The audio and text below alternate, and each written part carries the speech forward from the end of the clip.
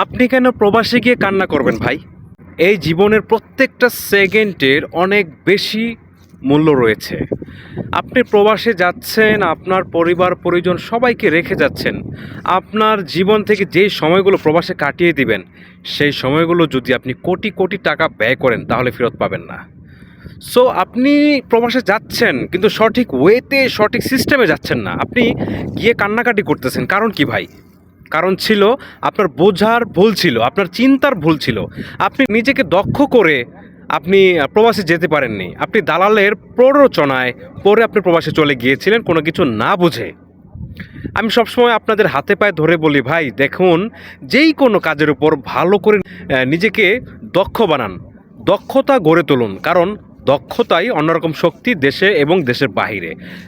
যেই কোনো কাজের উপর যদি আপনার দক্ষতা থাকে তখন আপনি ভালো একটি কোম্পানি জাস্টিফাই করে ডেলিগেটের মাধ্যমে আপনি প্রবাসে যাবেন।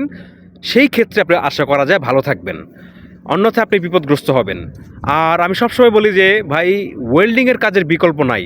ওয়েল্ডিংয়ের কাজ শিখলে আপনি পৃথিবীর যেই কোনো প্রান্তে যেতে পারবেন। বিশ্বাস করেন, আপনার কাছে যদি একটি ওয়েল্ডিংয়ের সার্টিফিকেট থাকে, স্ট্রং সিভি থাকে, আপনার ওয়েল্ডিংয়ের জব কার্ড থাকে, আপনি নিজে নিজে চাইলেও কিন্তু পৃথিবীর উন্নত দেশগুলোতে অ্যাপ্লাই করতে পারবেন। আগে পরে অনেক বাংলাদেশিরা কিন্তু ওয়েল্ডিংয়ের জব নিয়ে বাংলাদেশ থেকে কিন্তু ইউরোপে গিয়েছে নিজে নিজে অ্যাপ্লাই করে।